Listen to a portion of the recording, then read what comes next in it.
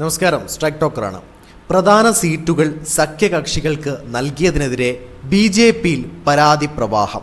രണ്ടാം ഘട്ട സ്ഥാനാർത്ഥി പട്ടികയിൽ കുമ്മനം രാജശേഖരൻ, B ഗോപാലകൃഷ്ണൻ തുടങ്ങിയ നേതാക്കളെയും രണ്ടാം നിരയിലെ ഒട്ടേറെ പ്രധാനികളെയും ഉൾപ്പെടുത്തിയെങ്കിലും മുറിവുണങ്ങിയിട്ടില്ല.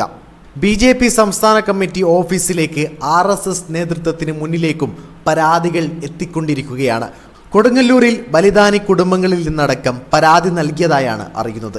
ഏറെക്കാലമായി പാർട്ടിയുടെ ശക്തികേന്ദ്രമായ കൊടുങ്ങല്ലൂരിൽ താമര ചിഹ്നത്തിൽ സ്ഥാനാർത്ഥിയെ നൽകാത്തത് താഴെത്തട്ടിലും പൊട്ടിത്തെറിയായിട്ടുണ്ട്. ജില്ലയിലെ ഏറ്റവും പ്രമുഖനായ നേതാവ് തന്നെ പ്രചാരണ രംഗത്ത് നിൽക്കാനാവില്ലെന്ന് കാട്ടി സംസ്ഥാന അധ്യക്ഷന് കത്തു നൽകിയതായാണ് വിവരം. പണത്തിന് മുകളിൽ പരുന്ത് മാത്രമല്ല, സംഘടനയും ആദർശവും വ്യക്തിയുമില്ല. സ്വയം സേവകരുടെ രക്തം ചിതറിയ കൊടുങ്ങല്ലൂരിലെ കണ്ണകിയുടെ മണ്ണിൽ കച്ചവടത്തിൻ്റെ ചിലമ്പൊലി മുഴങ്ങട്ടെ, ഞാൻ വിടവാങ്ങുന്നു.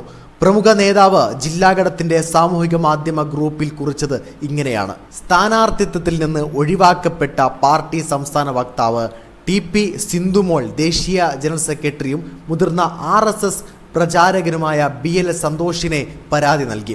സംസ്ഥാന അധ്യക്ഷൻ രാജീവ് ചന്ദ്രശേഖർ മനഃപൂർവ്വം സ്ഥാനാർത്ഥിത്വം നിഷേധിച്ചതായാണ് പരാതിയിൽ പറയുന്നത്. കുറച്ച് മാസങ്ങളിൽ ശ്രദ്ധ കേന്ദ്രീകരിക്കുക, മറ്റിടങ്ങളിൽ പേരിന് മത്സരിക്കുക എന്ന കേന്ദ്ര നേതൃത്വത്തിൻ്റെ അടവു നയമാണ് ഇത്തവണ നടപ്പാക്കിയതെന്നാണ് സംസ്ഥാന നേതൃത്വവുമായി അടുപ്പമുള്ളവർ പറയുന്നത്.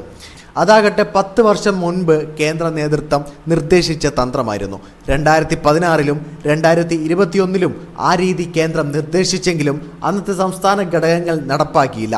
അന്നത്തതിനേക്കാൾ പാർട്ടി വളർന്ന ശേഷം ദുർബല സ്ഥാനാർത്ഥികളെ നിർത്തിയതാണ് വലിയ വിമർശനങ്ങൾക്ക് വഴിവെച്ചത്. വീഡിയോ ഇഷ്ടമായി ലൈക്ക് ചെയ്യുക, നിങ്ങളുടെ അഭിപ്രായം രേഖപ്പെടുത്തുക. കൂടുതൽ വീഡിയോസുകൾക്കായി ഈ ചാനലിലൂടെ തന്നെ സബ്സ്ക്രൈബ് ചെയ്യുക. This is strike talker signing off.